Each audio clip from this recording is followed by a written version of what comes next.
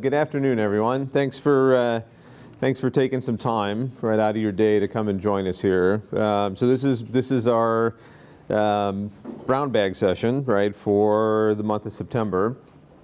We've been doing these every month regarding the centralization effort, just to provide updates to folks as far as where the status is and where we are with some of the outcomes. We've also had several sessions that have been collaborative, so I appreciate you taking some time. I'm Mike Cubitt. I'm the Deputy Chief Information Officer here at the university.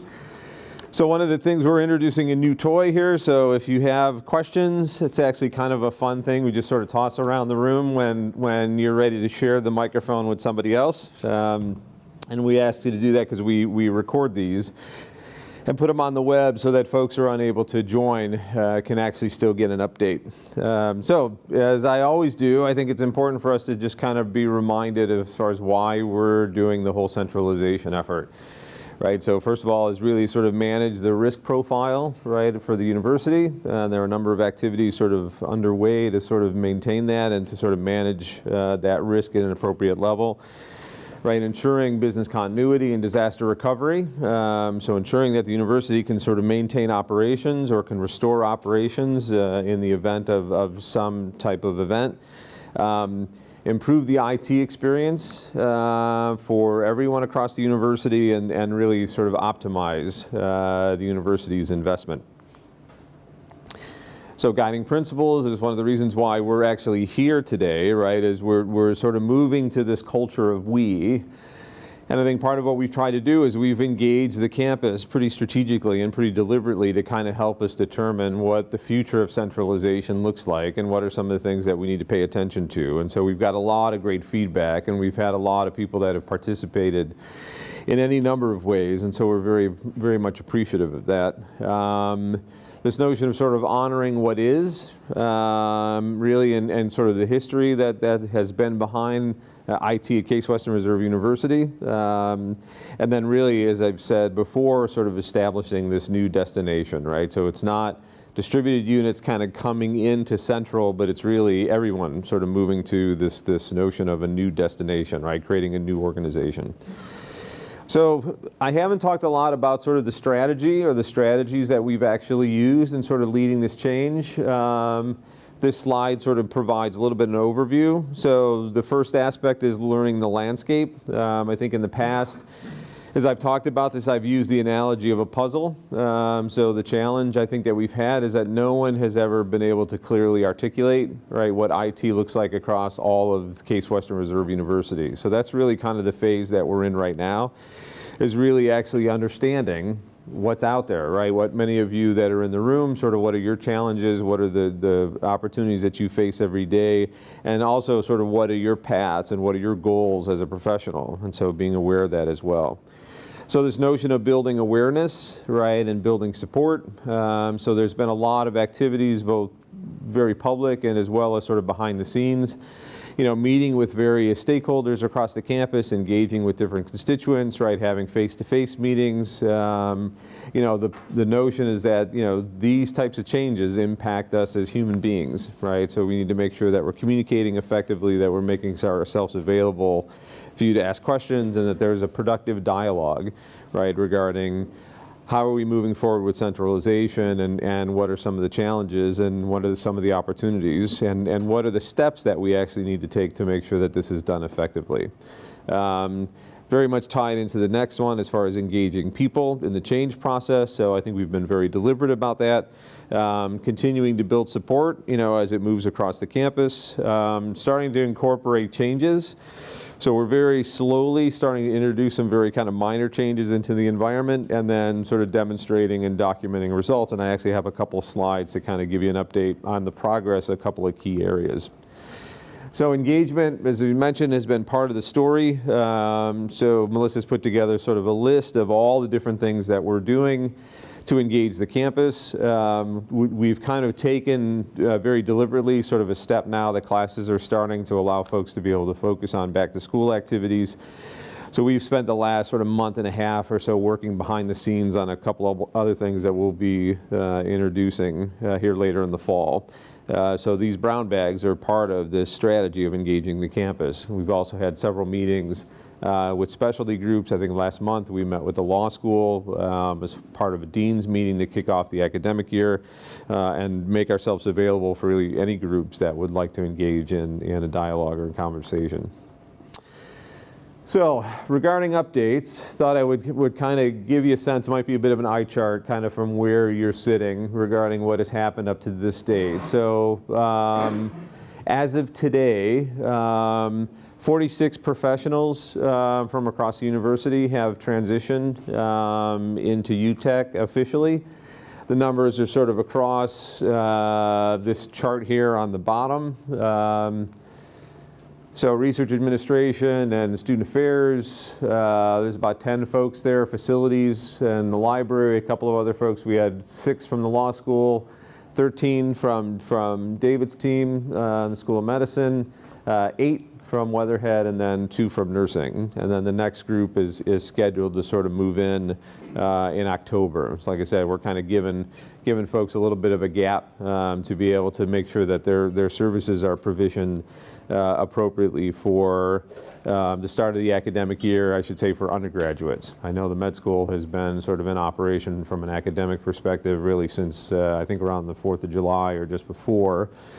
And there are other programs across the university that started various dates as well. And so moving forward, there's 2 remaining UGen groups that we are still working with. The first is development. So we're, as a team of about 6 people in development, that we're working with Larry Gibson and his team and the folks in the development office to develop or to pursue the appropriate strategy on when to move those folks in. We're still working on that right now. As soon as we have an update, I'll make sure that that is communicated. Also, public safety, also an area that we're kind of working not only some business process work but some analysis. We're working with Frank Deems on what that looks like as well. And then we have Weatherhead's AV team that's going to be moving in the middle of October. The dental school team, which is moving in at the end of November. The college, which is also moving in at the end of November, and then engineering, which will move in at the end of December. We also have a couple of phases that we're working through with the School of Medicine. So David's team, we moved in initially. As I think I mentioned before, there's sort of 2 other groups within the School of Medicine. Those IT professionals that are dedicated to a research lab. Those individuals are actually leaving in place in the lab, supporting the research activities. Then there's a 3rd group where there's some individuals that, I don't want to say sit sort of in between, but we're still trying to decipher, and we're working with the dean's office and the department chairs to determine the appropriate approach regarding personnel. Any questions, comments about just sort of personnel moves in general? Okay. So next is in the area of hardware and infrastructure. So I think the last time that we had provided sort of at a high level update, you remember we had done a network scan and we had found that there was 6,000 some odd devices across the network that returned the signature of a server that we weren't exactly sure. The team had to do some iterative work to kind of figure out exactly where that landed. I think where we're at right now is there's 700 some, I think 760 devices that have been identified. 322 of them are physical. 438 of them are virtual. We have a number of them that are no longer under warranty. We have a number of them, less than a dozen, where the operating system is not supported. So really what the team is doing right now is they're looking at, all right, do we move the server, right, as it sits today as a physical device? Do we virtualize it? Do we potentially move it to the cloud? And that, as you can appreciate, takes a little bit of time, right, to make sure that understanding is there and that there's a good plan for how we transition those. We've transitioned 22 to date. And you can see sort of the distribution here. So a few from Arts and Sciences, one from University General, a couple from MSAS, and the vast majority of those actually coming from the law school as a phase 2 of a move that had actually started previously. This gives you a sense of sort of the time frame when all this is happening. Our goal is to try to have all the servers moved by the end of this fiscal year, so end of June 2016. So or 2017, my apologies. So we're kind of working through that, and we recognize that there'll be some stragglers beyond that, but that is really sort of the line that we're kind of drawing in the sand as far as getting that complete. So, and then service management, sort of complicated area, a lot of moving parts across the campus. We know there are several instances of service desk operations, and we're trying to work to consolidate that a little bit to a single service management platform, as I mentioned before. Currently, we're not really collecting any data across the entire university regarding the support requirements for the campus. So working on a single platform gives us a sense of really, even at the simplest level, what's the volume of contacts that we're dealing with. We're developing a new framework for incident response, one that's consistent across the institution. So we're really talking to a lot of people that work in the distributed areas to kind of get a sense of what are some of the challenges or what are some of the opportunities that you're presented with. And then sort of working on an incident model that emphasizes the needs of a particular individual. I think I've mentioned about this before as well, is that if we have a faculty member that can't function, right, that can't work, then we need to sort of prioritize when we are actually able to get there and get that individual back up and running. And then the last is we're looking on analysis to bring desk side back within the university. Right now, at least central desk side support, we're working with a vendor partner. Our service desk partner is actually providing desktop support. We're looking at that, bringing that in-house and sort of blending that with the other teams that work across the campus. So, and we have a consultant that's looking at service management actually on campus today and tomorrow, and we're having a number of conversations with key constituent groups across the campus to get a sense of what are their needs, how are their needs unique, and then using that information to build a new model. So, any questions at all about sort of the updates, either personnel or server moves or basically what's happening in the service area? Okay, good. Jay, please. Is there a timeline for the... Got the box. Got the box. Got about the talking stick. Is it okay? Is there you got my good side? I just want to make sure. I'm parting my hair to the right today. Is there a timeline for the migration for desk side to go in-house? As I know some of the desk side people are asking that. Yeah. No, we're still really doing sort of the business case. We're kind of looking at it. We recognize this is a change that sort of has to take place over time. And that's difficult to just swap. So we're kind of working through what does that transition look like. And quite honestly, I think with everything else that's going on in the environment, it doesn't make sense for us to change a critical piece in the middle of an academic year. Right, so I mean, we have everything that's happening with centralization. We got people moving. I would suspect we're not going to be able to get to this. Next summer might actually be a time frame where it might be a good window, right, to execute on that. But we still have to look at the financials, right, to make sure that makes sense, right. It's in the best interest of the university for us to do that. It's a good question, though. Thanks. All right, so the other thing I wanted to do was provide an update. So as you know, those of you who've been able to attend historically, we've engaged over the last several meetings to get ideas, right, and input and questions, right, concerns. And we've done this in a number of different formats and different approaches.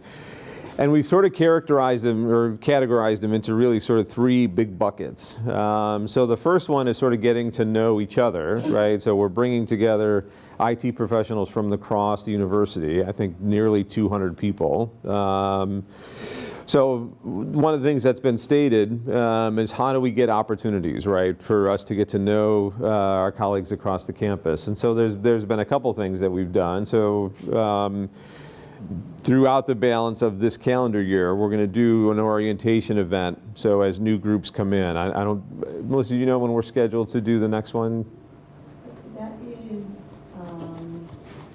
in 2 weeks? Is it? Okay. Yes. So October, that's what I thought. Yeah, because as we're bringing new groups in, we're holding sort of an orientation event.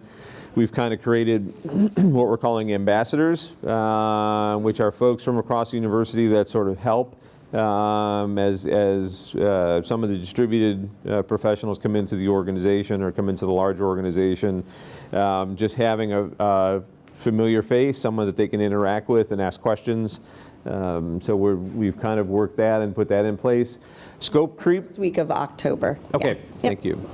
Scope creep, which is kind of an informal, I'm not sure what the history of the name there. Jay, you could probably give us an update on why we ended up calling it scope creep.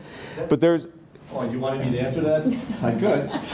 please, yeah, go ahead. It's a safe. Got the box. It's where's the squishy?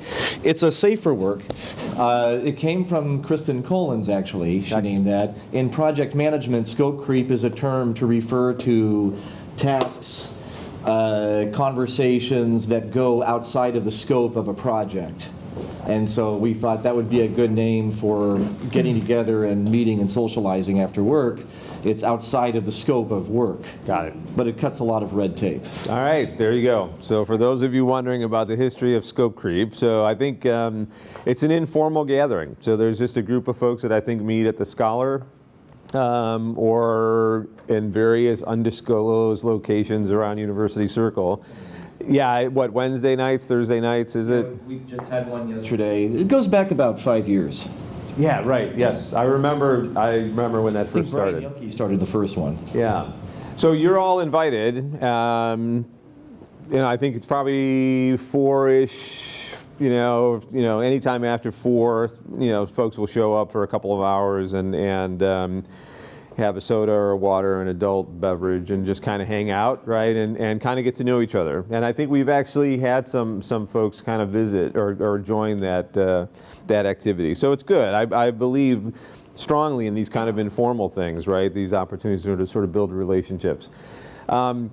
We just had a picnic this past Saturday. I think we had about 80 or so people there, which was good. The weather was threatening a little bit late in the day, but we intend to do those types of events probably every quarter.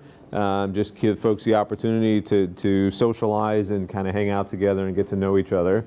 And then Projects Live. So one of the challenges that we're working on sort of ongoing is communications on projects, right, or initiatives. That's one of really the feedback that we've had now for some time, not only from the campus, but from distributed IT professionals to our managers to staff, is how do we communicate, right? How do we effectively communicate so that everyone has a sense of what's happening across the organization? So Projects Live, for those of you who have not had the opportunity to participate, is a monthly webcast that basically goes through in little 10-minute segments all the major projects that are happening across the campus. And it's a high-level, like 5-minute, sort of the Reader's Digest version of what's happening with the project.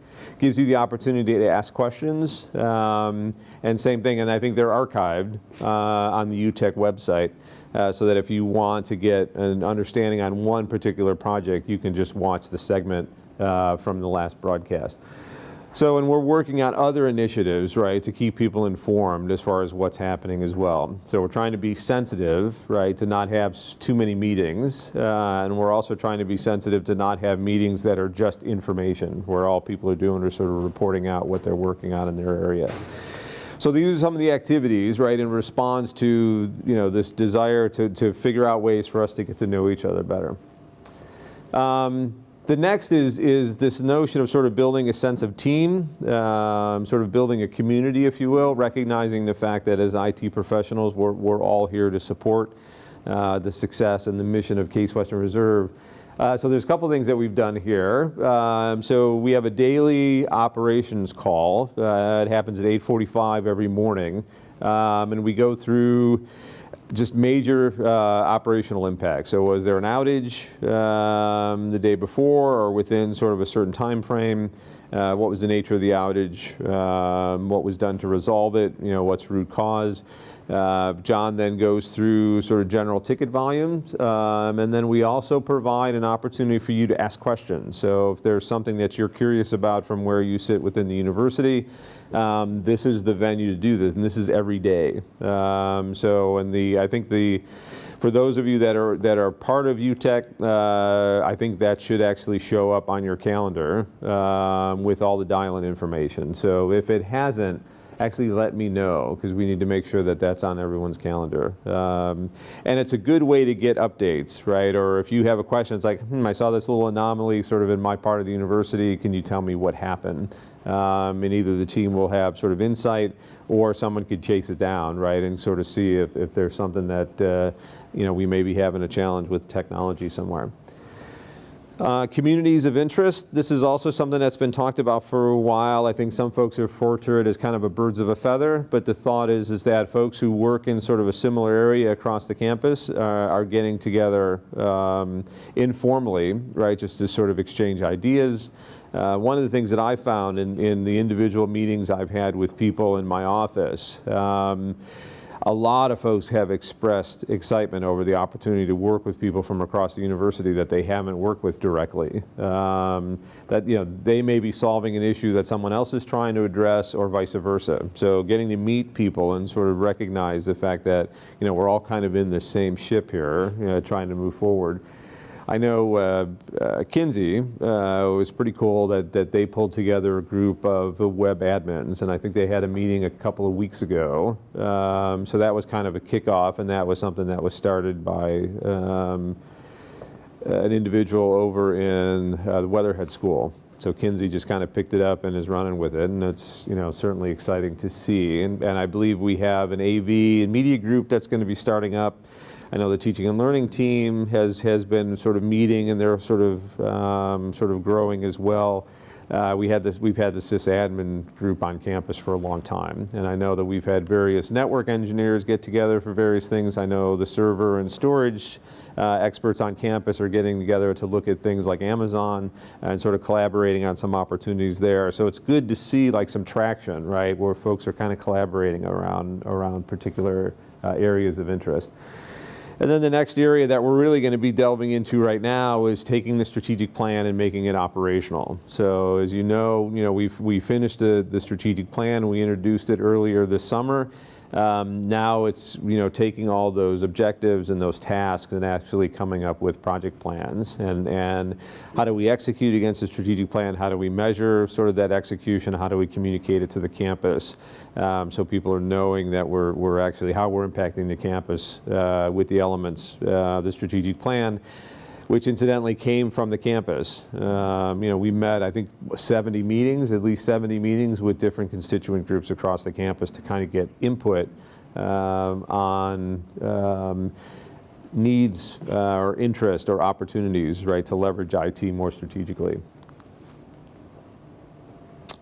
So next is the area of professional development. So this, to me, was really one of the critical goals, right, for centralization, was providing people with the opportunity to develop themselves professionally and to have a path, right, that they can kind of improve and develop their career. So one of the ones that's not listed, so that's a question. So for those of you who have had the opportunity to meet, that's one of the questions that I ask, right, is where do you see yourself going in your career, right? Where do you see yourself in 3 years or 5 years or 10 years? So that gives me an idea where some of the needs are across the campus and where some of the interests are, because professional development is something I take pretty seriously. I've had the opportunity to pursue some good professional development over the course of my career, and I feel very strongly that we should make those opportunities available to all of you. So it's something we're going to continue to ask and inquire about. I'm going to start from the bottom. So part of the organization just completed what was called the Goal-Focused Development Plan, which actually gave you as a professional the opportunity to identify what are the goals that you would like to accomplish in the next year. How do those align with sort of your own personal goals? How do they align with the university's goals? Why would it benefit the institution? What skills do you need, right, in order to be able to achieve that? And then what professional development opportunities would you recommend, right, in order to pursue that? So we've got some good information on that. It's also identifying, right, opportunities for folks to be able to develop. We're going to be introducing shortly, Kristen's not here today, but I think sometime within the next month or so, a skills inventory. And that's something that we're going to introduce across the entire division. We're just trying to get a sense of what are the skills, right, that exist across the entire organization. I'm sure you could appreciate, those of you that work with databases, it's not a trivial sort of matter to come up with a database to look across 200 professionals, right, and sort of the myriad of skills that exist in IT. I think there was a database that we could have purchased. It had like 40,000, right, different skills that would consider to be relevant to an IT professional. So it's taken a little while to sort of bake that, if you will. Last is this MORE leadership program. So one of the things that we're doing is we're taking all the leadership for the division and actually sending them through a 6-month professional development opportunity on leadership. So there'll be, I think, 5 or 6 different meetings or like a couple days or some pre-work that has to be done. But the thought is how do we get sort of the entire leadership team of the organization on the same page regarding expectations for management, expectations for leadership. You know, how do we help people sort of achieve some of their goals from a leadership development perspective?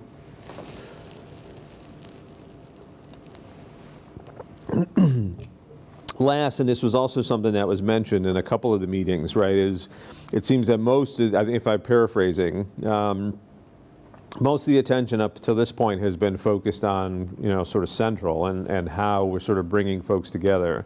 We're kind of shifting the lens now, and we have been for about the last month, to start focusing on what's happening in the distributed IT areas across the campus. So the skills inventory is part of that. You know, we're going to be collecting sort of a service catalog regarding what are all the services that are offered. You know, we're basically providing information or more communication, trying to figure out the best ways to distribute that information, and then finding opportunities for folks to be able to work together. So the next phase, and this is something that will really be in probably until the balance of this calendar year, is actually understanding the services that are provided by the different teams across the management centers. So we've heard loud and clear as we've talked to you all and as we've talked to sort of your leadership that each school has very specific and unique needs. So as we move forward and continue to grow and sort of evolve the organization over time, we need to make sure that we understand what those needs are, right? And what kind of requirements does those produce regarding how services have to be provided. And I think I said this before, you know, we have to design an organization that meets the culture of the institution. And we know as a private research university, it's a distributed culture, right? Each of the management centers and the schools have a certain degree of autonomy. They're very specific regarding their needs. We have to design an organization, right, that actually meets those needs across the campus. So that's why we have to understand, right, before we start designing, we have to understand what the needs are and what we're looking at. Questions? Comments? Where's the, have to wait for the box. So I guess we have like 40 people already integrated into the central IT. Yes. Is there any place where we can look it up, or is it being announced, or is there any plan to, okay, they're doing their job, but are they also going to communicate with the rest of the existing UTech community? Yeah, so I know the information is getting updated on our website. So as people come into the organization, I believe we do contact, so by unit, well, Melissa, maybe you can kind of share if you would. So the one mailing list that we have that's UTech staff is now included. It's up to date to the minute of everybody that's now included. We do, and we're all offering orientation packets to the new folks that have come on. So we do have that information of everyone that's joined on, and they are also being added into the Facebook that to kind of put a name with a face. And those will be available online as well as if you want a printed version of those too. So when you say that Facebook, you're talking about the division, the catalog? Yes. Okay, all right. Yes. Just to make sure, yeah, everybody's clear. All right, good.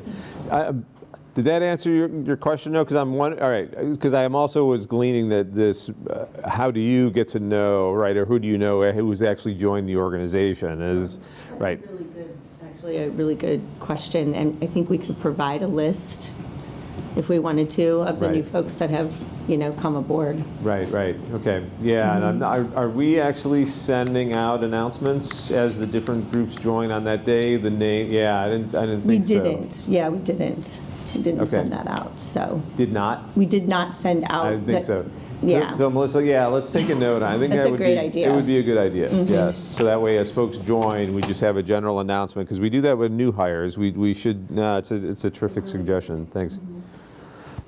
Good. Any others?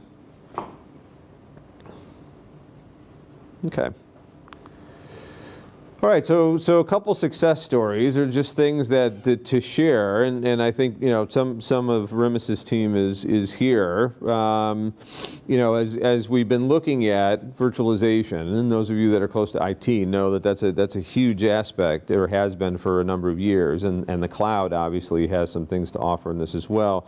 So our School of Engineering was kind of the pioneer on the campus regarding leading us into sort of VDI in that world and develop some really deep expertise in that area. There's also some cloud services, most notably Amazon Web Services, and so what we've done is we've asked them to kind of help us evaluate this as an opportunity. How does it work? How does it perform?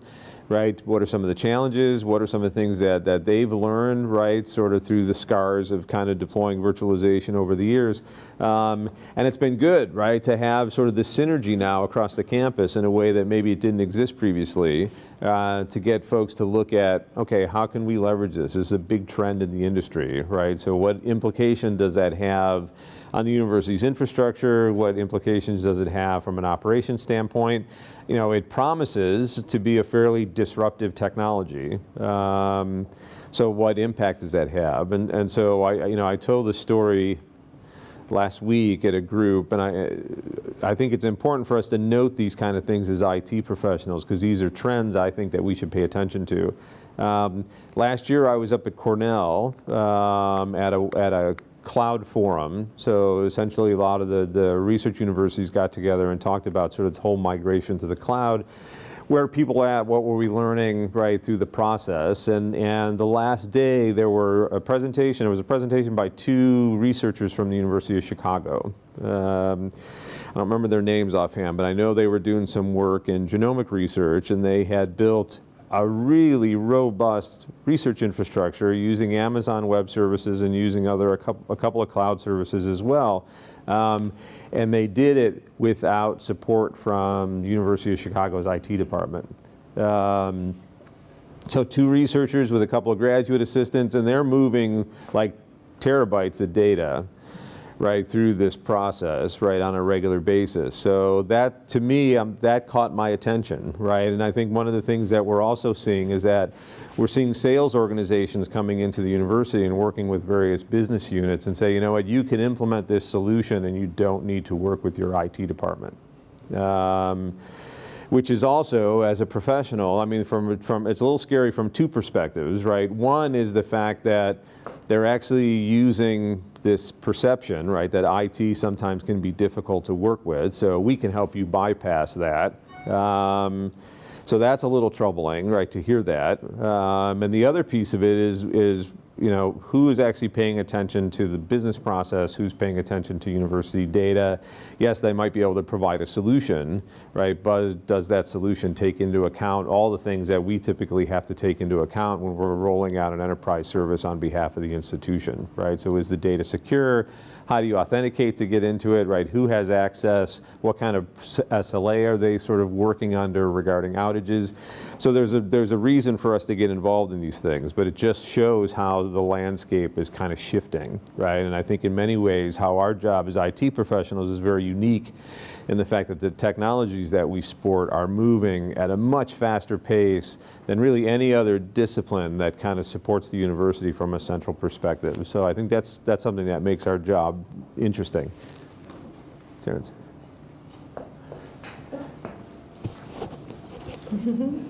There you go. Oh, just throw it. It's kind of cool. I've not seen anyone ever get hurt by one of those. Okay. It's exciting the fact that departments will strive to develop their own solutions. Right. It's also terrifying. Without being too territorial and making mandates from the Information Services Department about how this should be done, that really is what we need to do. Is there any way that perhaps from the President's office or for somewhere higher, there can be a recommendation list of how, if you're not going to use IT with your migration and development process, things you have to include, which basically gets us involved, Right. even if their intention is not to get us involved. Right. Yeah, that's a good question. Any ideas, any thoughts from anybody else? I have some opinions, but yeah, it'd be interesting to see if anybody else has.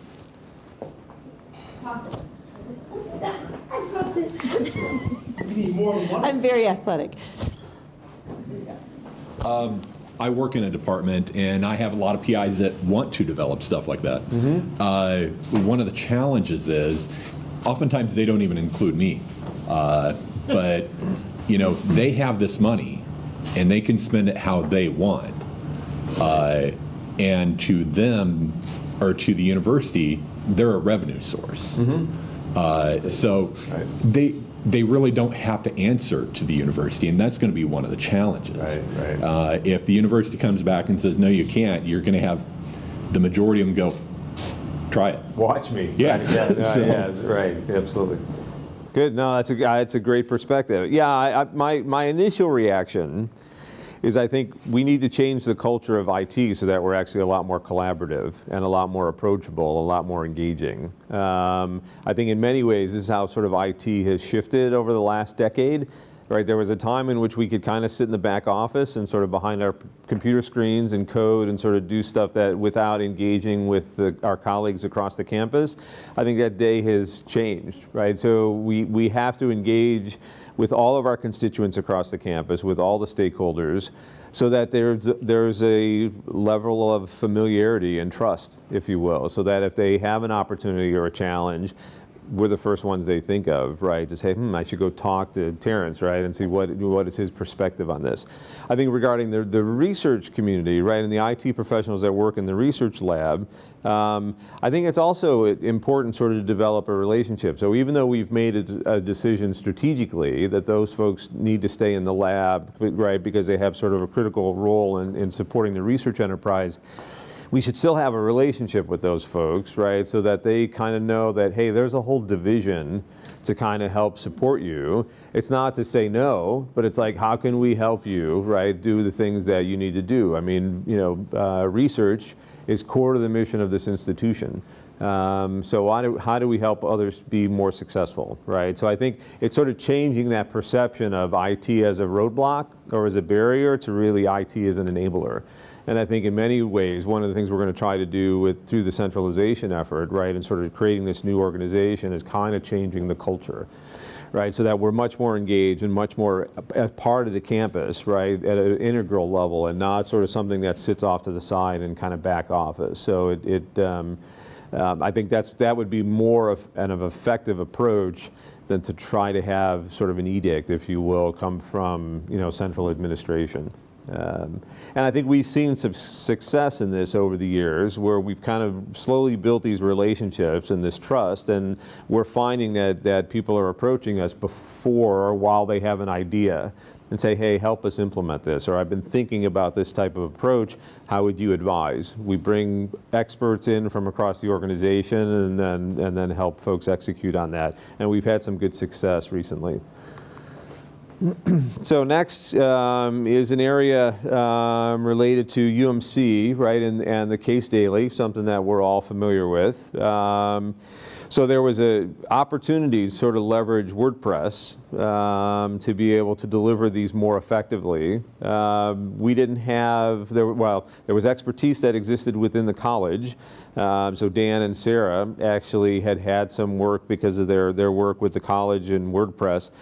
And we just connected them with UMC, and they did some work with our infrastructure folks and got this working. So it was kind of cool to see folks come together, right, and to provide a solution. So this was also something that we thought was notable and should let people know about. And then last is a strategic plan. So we've put together a same thing, kind of a cross-functional team to sort of develop a framework for how do we take all those words, right, that are in the strategic plan. So we have all these goals, all these initiatives, sort of all these themes, and actually how do we develop plans, whether they're project plans, right, whether they're sort of operational plans, whether there are more sort of, how do I say, qualitative approaches, right, to kind of helping people move sort of the mission forward. Not everything that's in the strategic plan is going to be executed through a project. So how are we going to measure sort of all these different approaches? How are we going to be able to measure progress and articulate progress? So it's a fairly complicated situation, and we have a group of folks that have kind of pulled together from across university to sort of develop this framework. So one of the things that we've contended from the beginning is that there's far more that we can actually accomplish together, all of the IT professionals working across the campus, than really what any of us could accomplish individually. So we're really trying to leverage that, and I think some of these success stories are good evidence of how that's actually happening. And we expect to see more and more of this as time goes on. So I think this is everything that I had for the day.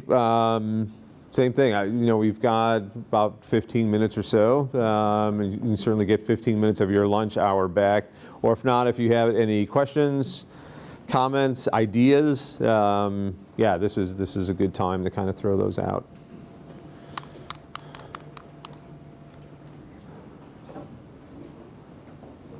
And I'm patient, so I can, it's taken a while to sort of work the idea out.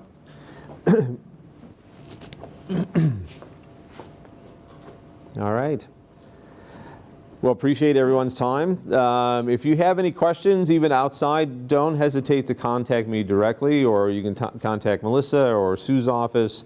We'd be happy to talk to you if you have anything that you want to talk about specifically, or if you have an idea, we'd love to hear it. So thanks for your time. Enjoy the rest of your day.